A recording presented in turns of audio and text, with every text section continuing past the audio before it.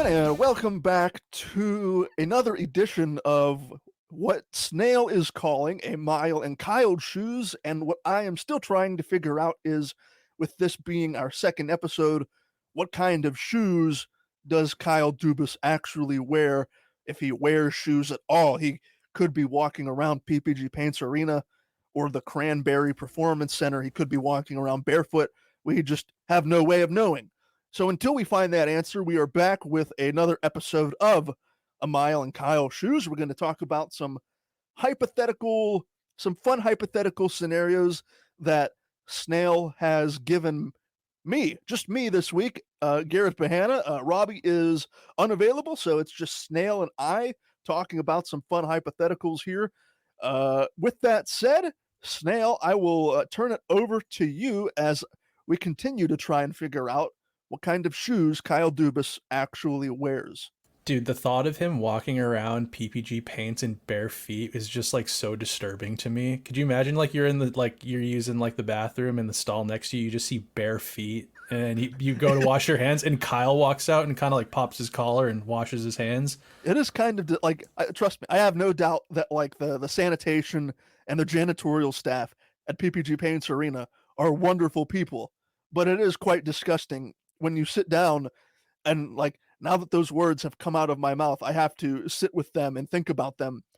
Imagine Kyle Dubas walking out of a men's room location in PPG and just bare feet. Like he has business attire on, or he's wearing a polo and slacks and, his trademark glasses and spiked up hair. Everything is like traditional Kyle Dubas, but he's just in bare feet all the time. It is quite disgusting once you sit down and think about it. Super disturbing. Well, let's try to move past that. I'm gonna have a hard time getting that out of my head now. But yeah, I come to you with some hypotheticals here. So Garrett, let's dive right into this. Garrett, you are Kyle Dubas. You receive a phone call from none other than General Manager Jim Rutherford, and he wants to make a deal with Pittsburgh before the season starts. He offers you one of Brock Besser, Connor Garland, or Andrei Kuzmenko for Brian Rust. Are you A, making a deal with JR, B, not making a deal with JR, or C, are you maybe renegotiating? I am open to this deal because Brian Rust is 31 years old. I was not against giving Brian Rust that contract when it was due. The same with Letang, the same with Malkin, the same will be said for Sidney Crosby and Jake Gensel when the time comes, and Rickard Rakell for that matter. I was not against giving Brian Rust a long-term deal here in Pittsburgh. I thought he was going to go to Detroit. He ended up staying here, but in this hypothetical, Jim Rutherford wants Brian Rust back in Vancouver. Brock Besser, Connor Garland, or Kuzmenko. I am not going to renegotiate, and I am not accepting the deal. So I will look at one of these three players, Kuzmenko, Garland, and Besser. And I was doing some research before we started recording. Kuzmenko has a 2-year deal. He signed a 2-year deal with a modified no trade clause, a cap hit of $5.5 million through this season and next season. He's 27 years old, a right-handed winger. Last season with the Canucks, 81 games played, 39 goals, 35 assists, 74 points. Very, very, very good season for his first season in the NHL. I look at Connor Garland, and if you have been listening to this podcast for longer than, I'd say, 3 to 5 months, you know that when we were talking about the trade deadline earlier this year, that I was very much a fan of trading for Connor Garland if he was on the block. And to this day, as I sit here on September 8th, 2023, I am still in favor of acquiring Connor Garland. The 27-year-old right-handed winger has a cap hit of $4.95 million through the end of the 2025-26 season. So if you trade for Connor Garland tomorrow, you get him for this season, next season, and the season after for a cap hit under $5 million. And Garland can certainly put the puck in the back of the net.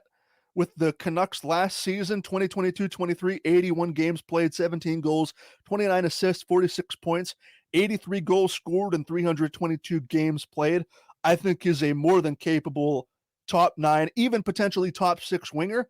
And you put him alongside a Crosby or a Malkin, I could see those point totals shoot right up. Brock Besser, he doesn't really do much for me, and his cap hit is the largest out of the 3 here. He has a cap hit of 6.65 through this season and 2024-25. So I don't really need Besser. I don't really care for Besser. Connor Garland, out of the 3 you listed here, would be my preferred candidate. You get a youthful guy who's 26, 27 years old, can play either wing, traditionally a right wing, at a cap hit below $5 million, which was less than what Brian Rust's current cap hit is. So Brian Rust for Connor Garland, and maybe a late round draft pick thrown in there as well. Out of those 3 players you mentioned, if I'm Kyle Dubas, I am personally taking Connor Garland. I would have to. I mean, I like that take. First of all, I like Connor Garland. There's something about, I don't know if you've ever watched games where Connor's playing. There's something about the way that guy skates around and navigates the ice. He's just like this. He kind of has an odd stride. And I don't know if you ever saw it. There was like a viral photo of him, and he's down low next to the net, and he's looking for a tap, and he's choked up on his hockey stick like so much. And I'd seen him use that technique before. There's something about him. I just like him. He's just kind of this like little snake in the grass out there. He's effective. He's younger than Brian Rust. He makes less than him. Another thing I kind of have always thought, and maybe this is me thinking way too much about it, but Connor Garland's a Massachusetts, like a Boston, Massachusetts guy, and Mike Sullivan also is. I think, maybe there's a little bit of bias toward, for some reason, I could just see Connor fitting into a system with Sullivan really well. I love that. All being said, I love Brian Rust, and I've loved the way he plays. Honestly, like maybe a few more than a few years ago now, but I was kind of shocked that he Brian Rust, that is, turned into a top 6 player. I didn't really think that. Yeah, you as well. So yeah, I was kind of surprised he just works so well with Sid. I think that if you take Sid out of the equation, and I don't know if Gensel would need to be in the equation also, but if you take Sid out of it, I don't know if he's a top 6 player on the Penguins or any other team in the league. I don't know if he drives offense solo enough to be that. I think Brian Rust could be like the perfect third liner on like any team.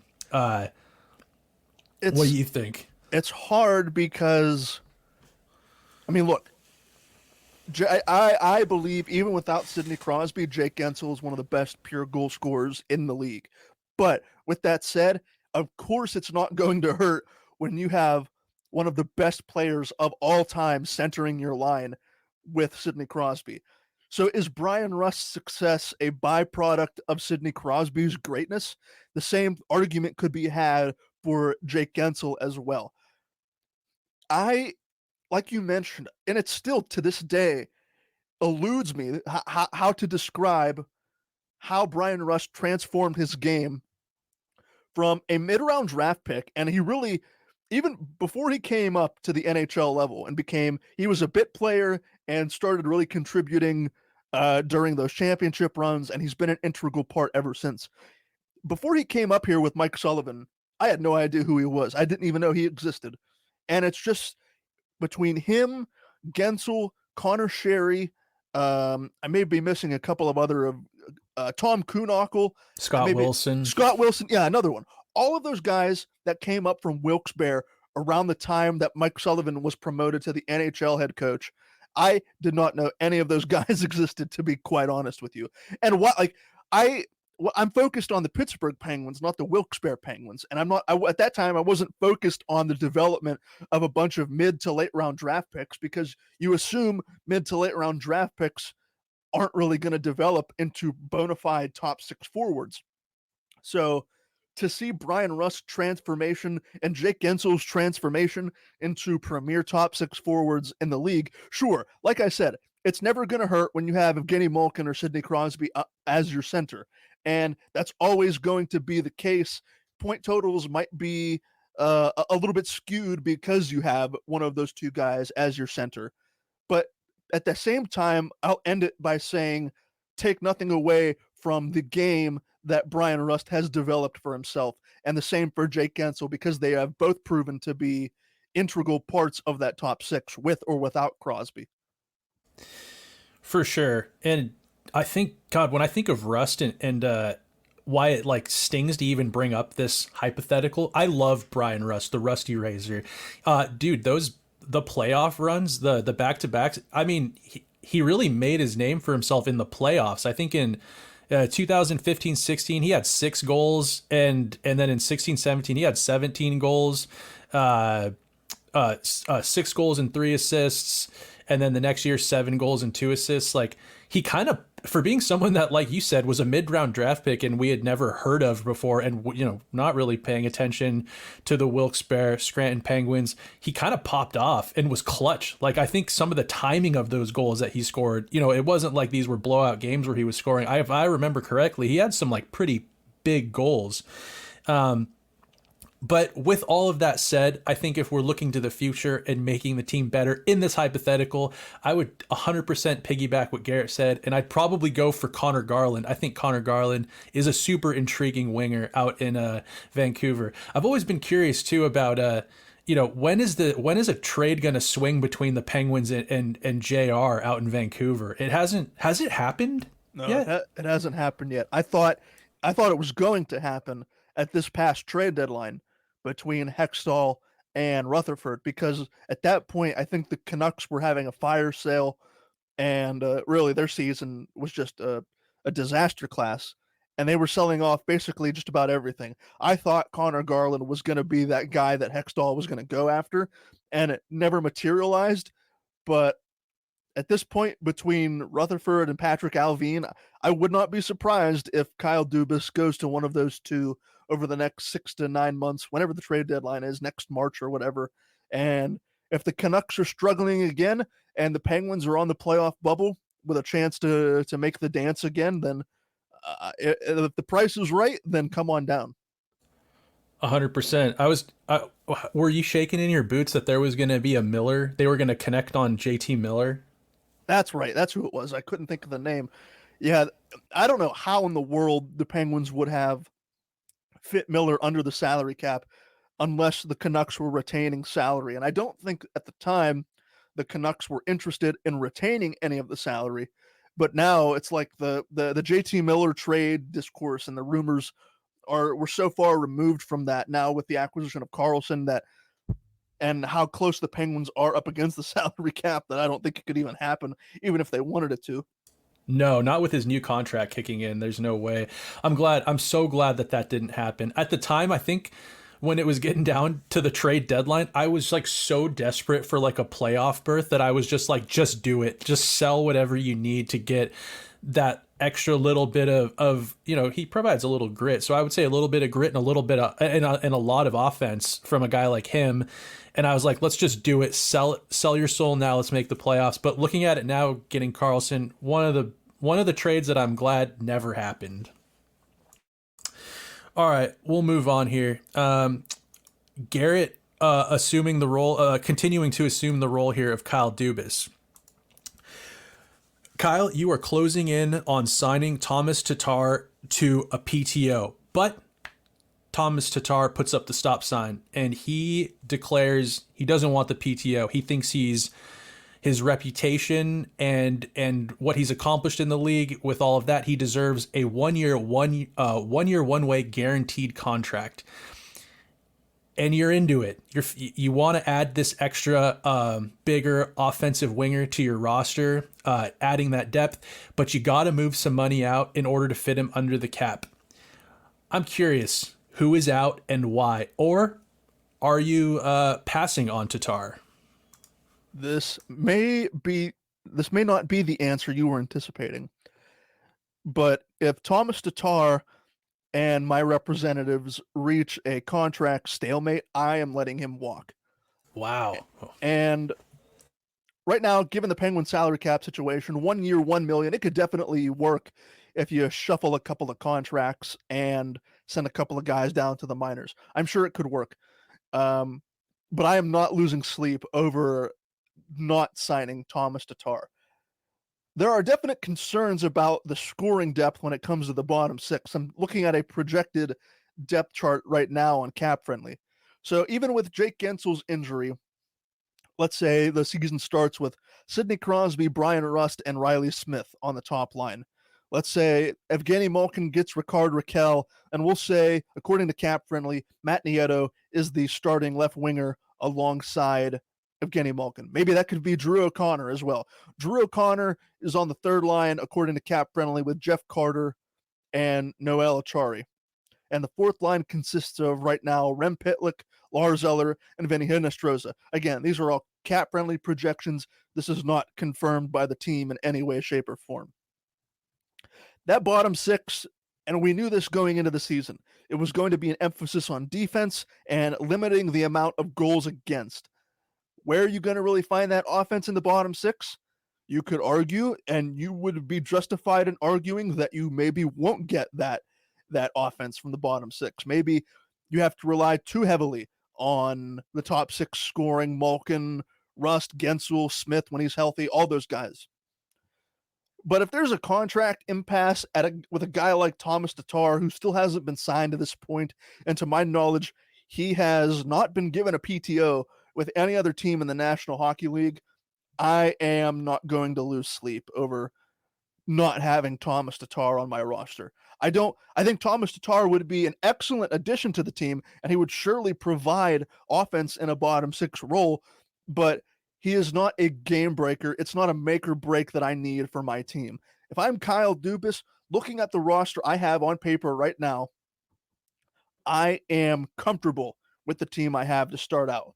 Now, that's not to say come American Thanksgiving or Christmas or New Year, or if you want to go even further to the trade deadline, let's say they're not winning as many games as you think they should be, or your veteran stars look kind of tired and they've been carrying the offensive load.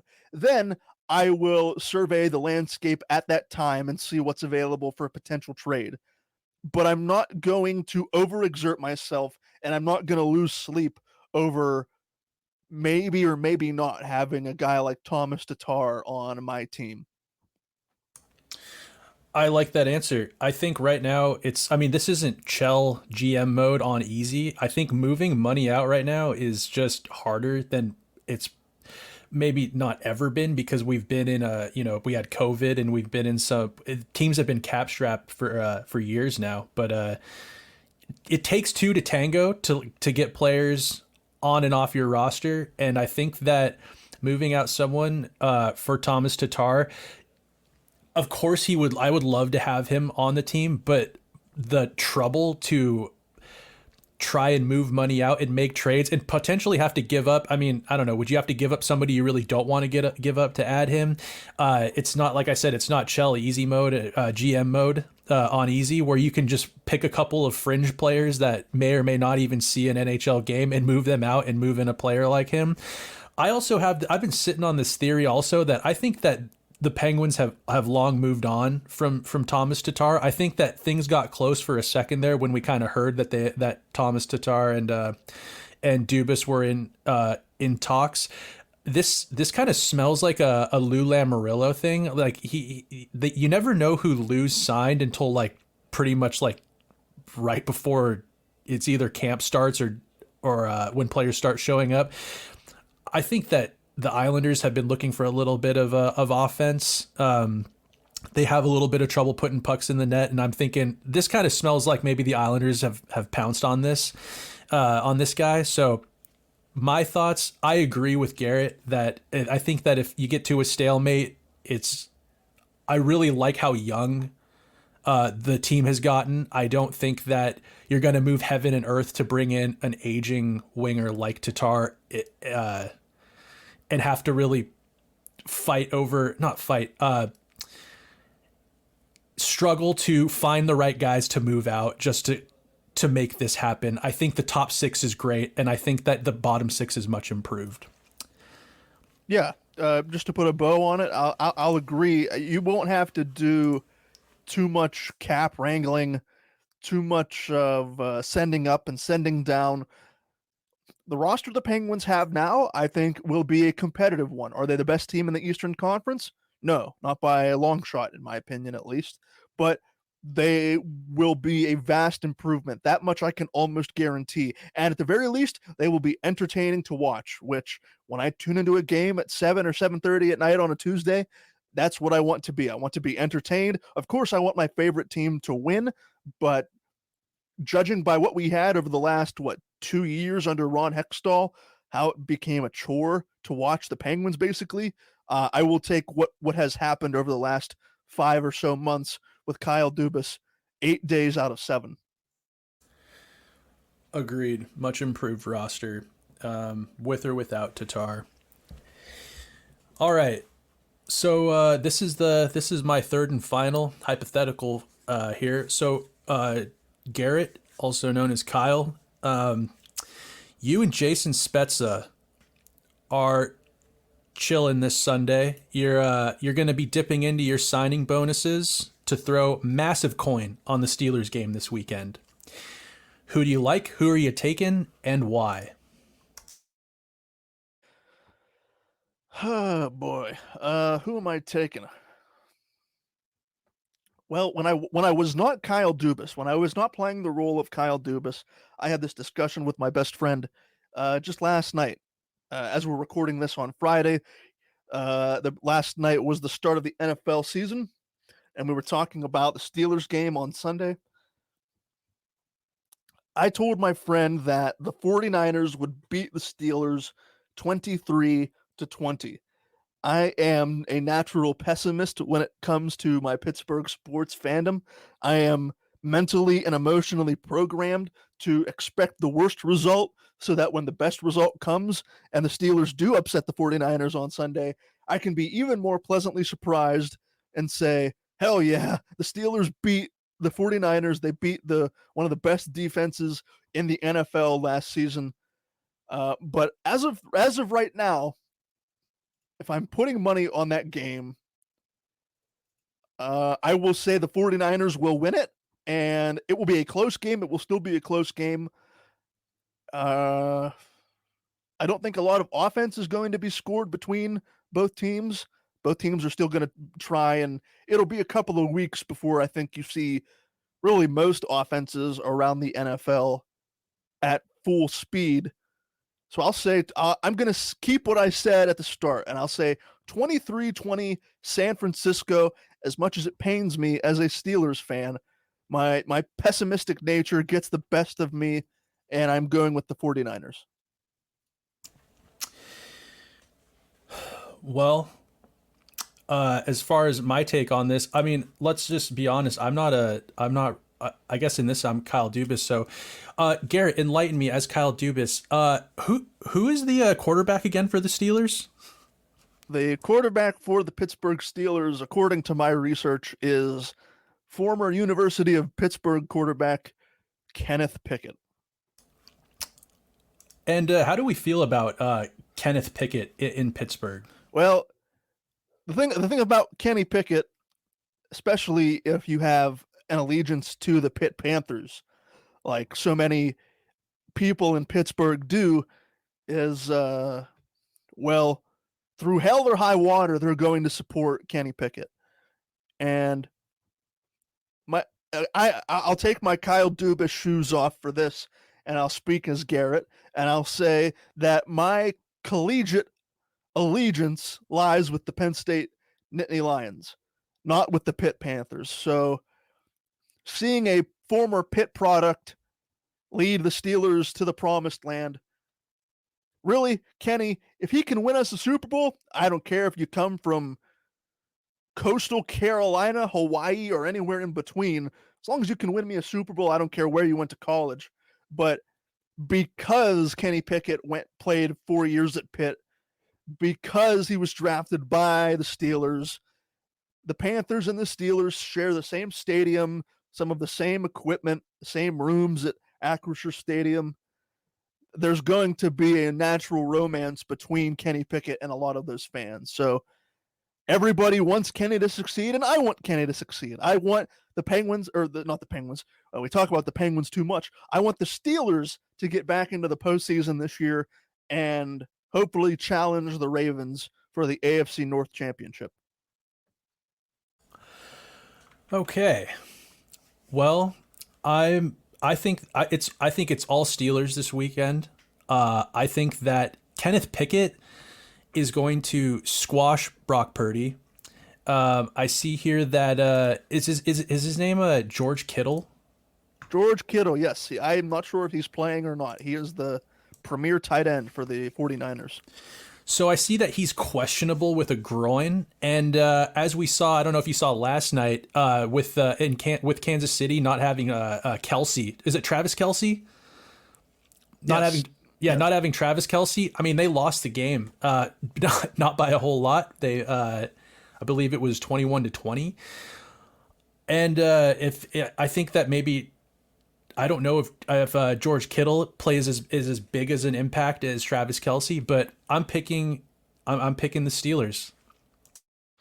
Good. The good thing is, for those who are listening to this right now, we have an eternal optimist in Snail, and it meshes so well with the eternal pessimist that I have become in my rotten old age of 25.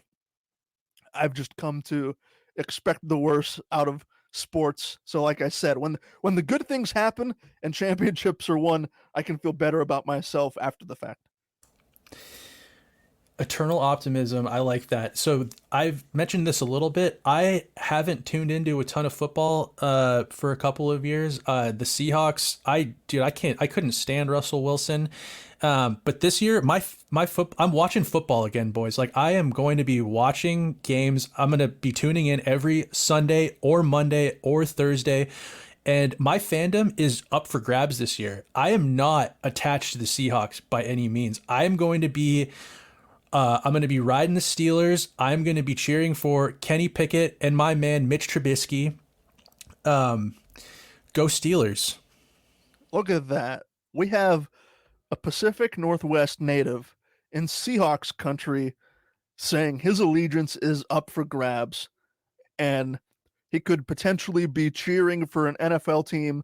I don't know what the distance is between Seattle and Pittsburgh, so I'm just going to say 3,000 miles away. I don't think it's 3,000 miles. That seems like a larger distance than the distance between Seattle and Pittsburgh. But for the sake of me not knowing the actual distance, I'll say, he's 3,000 miles away and his allegiance is up for grabs.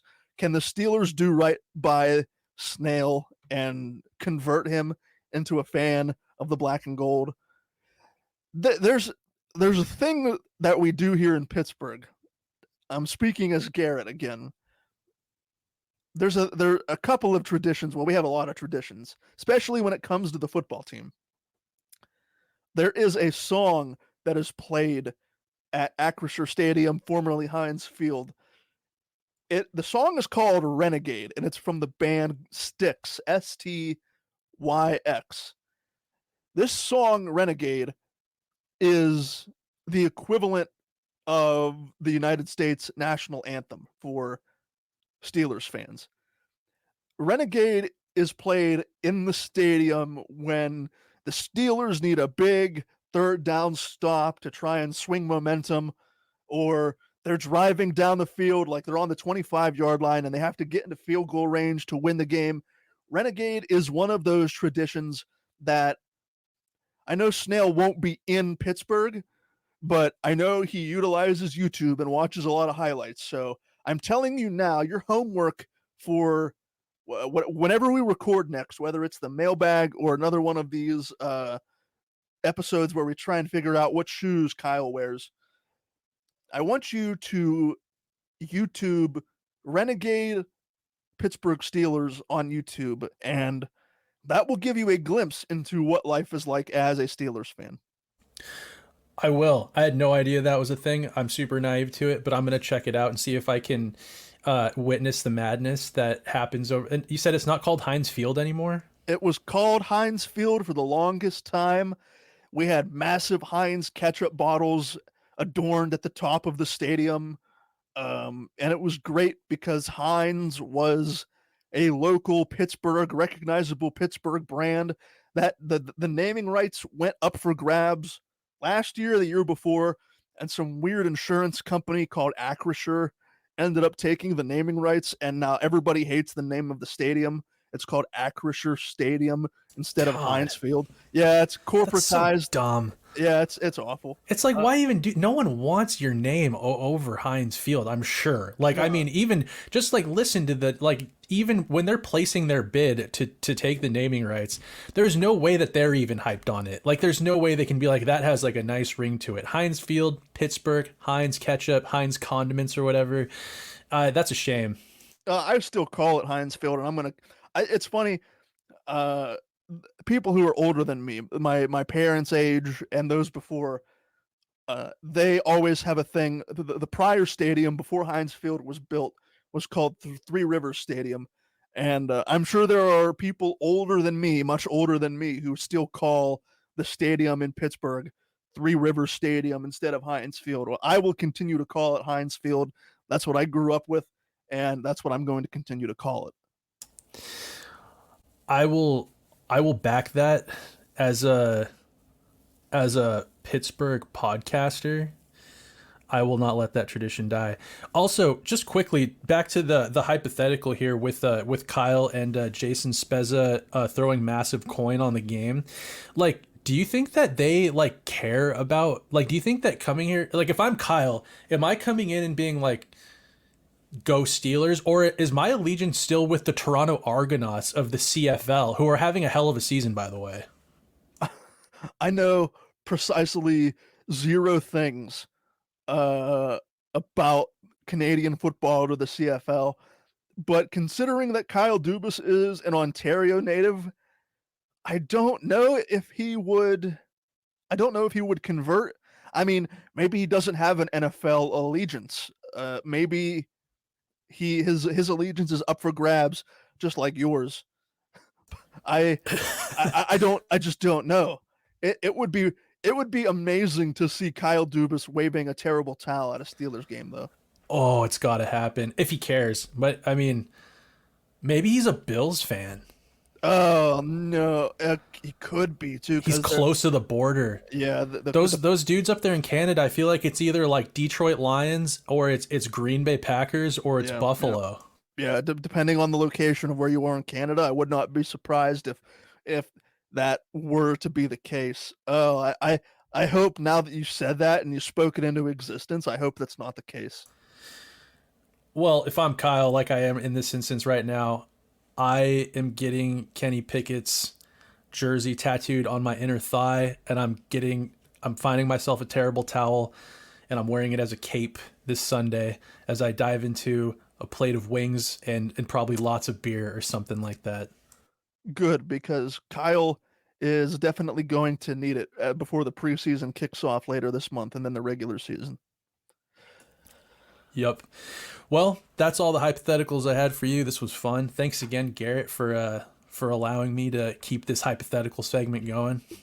Well, we're 2 episodes into this new segment called Mile and Kyle Shoes. I'd be curious to know. When I post this, I'm going to post this to social media, and I'm going to go look at some of the numbers, some of the analytics afterwards. I'd be curious to know what the listener base is for this Mile and Kyle Shoes. And we're 2 episodes in. We still do not have a definitive answer to what kind of shoes Kyle Dubas wears. And like Snail mentioned, they could be Gucci loafers.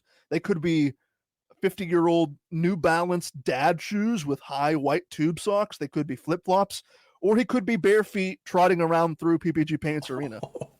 We just don't know. We just don't know. And the thing is that, for however long we take this segment, how many episodes we do of this, it will be my personal mission to find out what kind of shoes Kyle Dubas wears. And because I create this content for you, the loyal listener of the Skating Penguin Network, it will be my duty to find out what kind of shoes Kyle Dubas wears. Snail, do you have anything else you want to add before we get out of here? No, but I think it would actually be like it would be a huge win and a huge get for us to get some sort of like somebody within the organization to just discreetly and anonymously send us a screenshot or a little snapshot of Kyle Dubas's shoes in some sort of in whatever setting. It doesn't have to be even at PPG Paints. If somebody, it was paparazzi out there want to help us out, wouldn't that be amazing if we got that? This was years ago. We did have I believe her name's Andy Perlman. Yeah, she's the main social media person for the Penguins. She is absolutely lovely, a tremendously nice human being. We did have her on. She's still with the Penguins. So if there is one person who may be able to help us out, Andy may be able to solve this mystery and figure out what kind of shoes Kyle Dubas does wear. But until then, it's going to have to remain a mystery. And until next time, until we have more hypotheticals to discuss, for Snail, I have been Garrett Bahana. Thank you so much to listening to the Skating Penguin Network, and we will talk to you again very soon.